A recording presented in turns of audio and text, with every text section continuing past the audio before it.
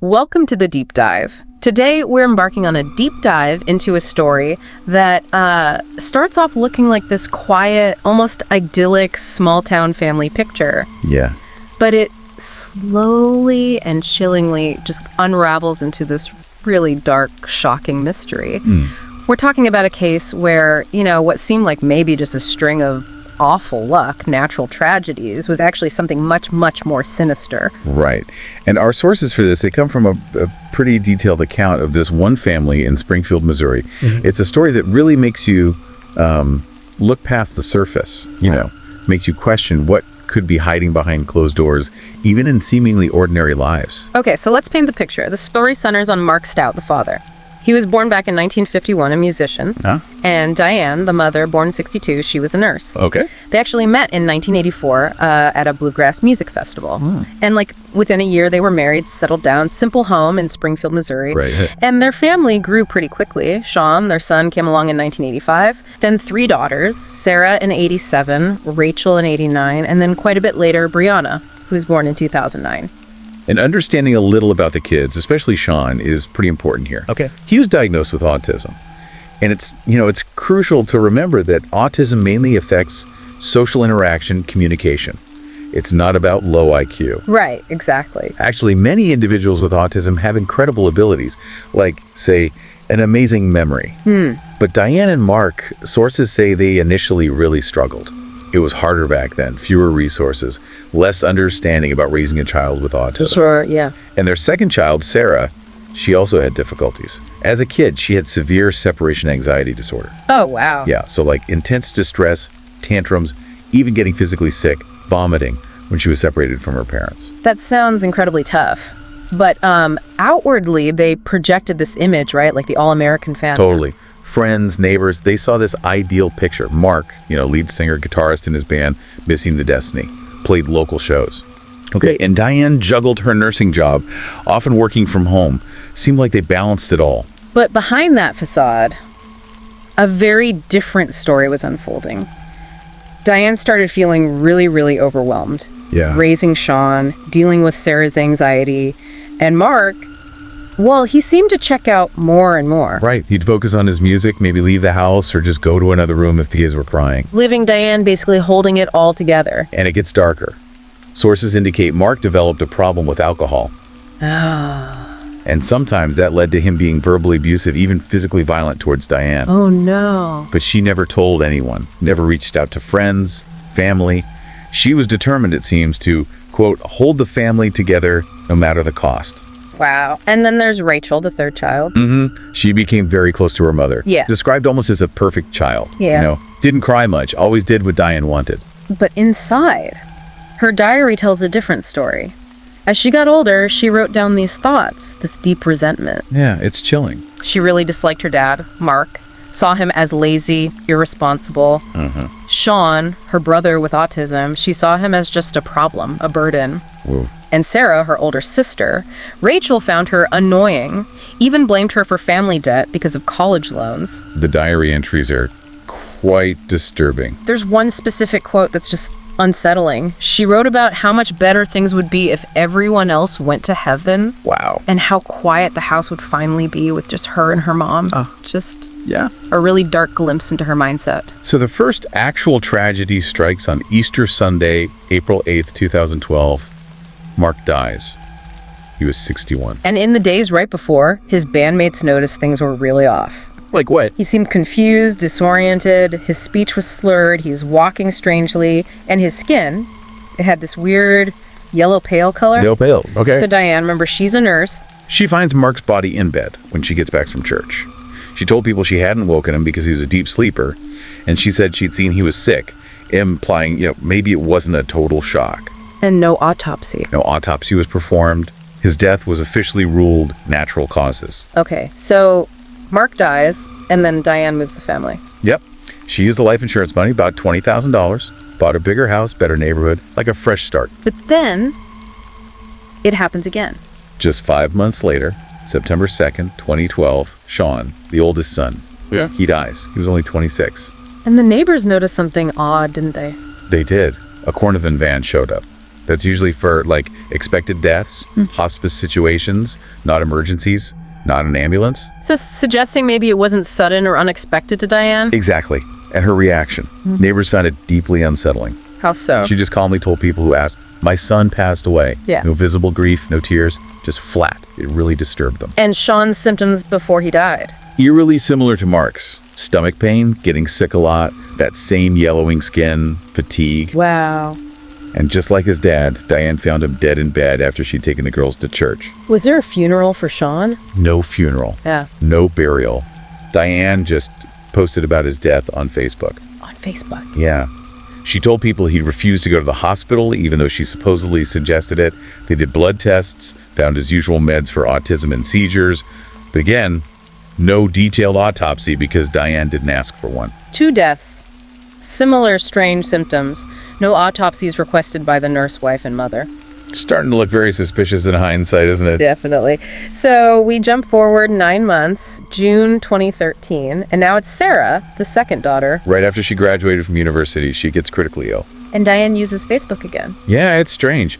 First, post celebrating Sarah's graduation, then boom, another post asking for prayers, saying Sarah's in the ICU. How bad was it for Sarah? Really bad. Multiple organ failure, brain hemorrhaging. She was completely unresponsive. Oh my God. Doctors were baffled. They thought maybe a massive overdose or some incredibly aggressive virus. Very unusual for a young, healthy person. But this time, Diane called an ambulance. Exactly. That's the key difference here.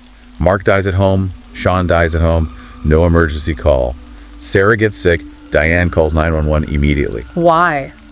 Why the change? That became a huge question. Why let your husband and son die at home, but rush your daughter to the hospital? It just didn't fit the pattern of natural causes anymore. And this is where things really start to unravel, right? The priest. Yeah, a family priest who knew them well. He was heartbroken by all the tragedy, but he just didn't buy the curse or mystery illness explanation. He suspected something worse. He suspected poisoning, and he called the police, anonymously at first, telling them they needed to look closely at Diane. So the police finally start digging deeper. Right. They pull the files on Mark and Sean's deaths, and now those details jump out. The yellow skin. The yellow pale skin, the weakness, and something else. Traces of blood around their mouths. It suggested they might have choked or vomited blood before dying. Details that seemed minor before now screamed foul play. So they go to the hospital where Sarah is fighting for her life. And the medical team gives them another bombshell. What was it? Diane had recently asked them to stop all of Sarah's treatment. What? Why? She claimed Sarah's organs were totally gone, that it was hopeless. Time to just let her go comfortably. But the doctors refuse. Thankfully, yes. Yeah. They refused to stop treatment. That refusal probably saved Sarah's life. Unbelievable. So now police and doctors are thinking poison for sure. Absolutely. They quickly zeroed in on likely candidates. 2 main suspects: ethylene glycol. Antifreeze. Exactly, antifreeze. And arsenic. Why antifreeze? Well, ethylene glycol is nasty stuff. It's clear, odorless, but it has a sweet taste. So you could easily mix it into a drink? Very easily. Undetectable. And it's highly toxic. Causes liver, kidney failure, nausea, vomiting, seizures, trouble breathing. It builds up. It accumulates in the body over time. Perfect for slow poisoning. Plus, it's incredibly easy to get hold of. So the police approach Diane again, cautiously. Right. Still treating her like a grieving mother, a witness, trying not to spook her.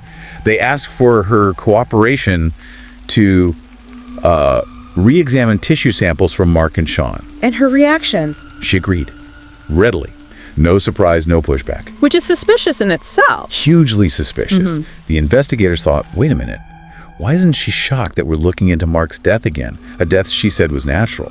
What did she say? She suddenly threw out this idea that maybe Mark was a secret drug addict. What? But his friends. His bandmates immediately shot that down. Said no way, and the original blood test confirmed it, no illegal drugs. So that excuse fell apart. What next? She tried another angle. She claimed Sean and Sarah had been suicidal, that maybe they drank antifreeze themselves. Trying to shift the blame onto the victims. Exactly. But the pressure was mounting. The evidence was building. And then she confessed. She finally broke. She admitted to the police she'd been mixing antifreeze into Coca-Cola and giving it to her children. Oh my God! A direct admission. She was immediately arrested. 2 counts of first-degree murder for Mark and Sean. So Diane's arrested. What about Rachel, the daughter who is so close to her? Police went to talk to Rachel, Brianna, the youngest, was only 10 at the time, so Rachel was the oldest kid left at home. Reports say she seemed shocked, cried hysterically when she heard her mom was arrested for poisoning. But the house search. The search turned up crucial evidence.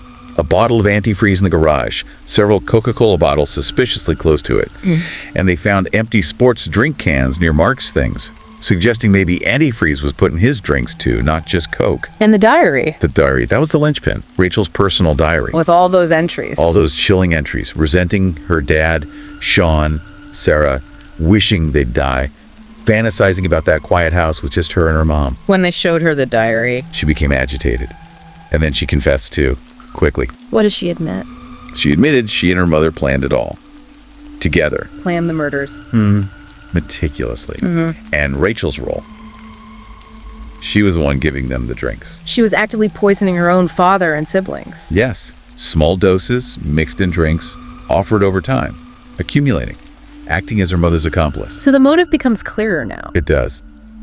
Diane felt overwhelmed, resentful of Mark, burdened by the kids' needs. And Rachel shared that? Shared it, maybe even amplified it. Resentment over money, like Sarah's college debt, wanting that peaceful life with just her mom.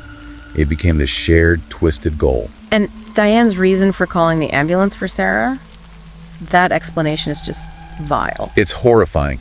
She said she didn't want Sarah dying at home because the awful smell and the mess. Like after Mark and Sean died? Exactly. She said, word for word, she wanted it to be someone else's problem at the hospital. The lack of empathy is staggering. And they weren't going to stop with Sarah, were they? No. Both Diane and Rachel admitted that if Sarah had died, the next target was Brianna, the youngest daughter. Why Brianna? Because they believed she also had a learning disability. That was enough justification in their minds. It's just pure evil. So they were both charged. Both Diane and Rachel. 2 counts of first-degree murder for Mark and Sean. 1 count of attempted murder for Sarah. Did it go to trial? They both eventually took plea deals. To avoid trial, perhaps. And the sentence? 2 consecutive life sentences, plus an extra 20 years for trying to murder Sarah. They won't be getting out. And the most important question, I think, for listeners. Yeah. What happened to Sarah? Sarah survived. Miraculously, after being in that coma, after such intensive treatment. But not without consequences. No. The antifreeze, the ethylene glycol, it caused permanent damage, multi-system organ damage, brain issues, nerve problems. She faced a huge amount of physical therapy, psychological recovery. Did she speak at the sentencing? She did. Yeah. Incredibly bravely. She actually expressed forgiveness. But she also stated, very powerfully, that her mother and sister didn't just take her dad and brother. They took her family, her spirit, her identity, and her freedom. And reading Rachel's diary must have been devastating. She said it was deeply hurtful, realizing the depth of her own sister's hatred. And Brianna, the little girl they planned to kill next. She was placed in foster care immediately after the arrests. She was later adopted by a new family. That's good to hear. Yeah, she changed her name, is living a new life. Reports say she's finally getting the love and warmth she always deserved. And Mark's friends. Just horrified. Total disbelief. They kept saying, if Diane was unhappy, get a divorce.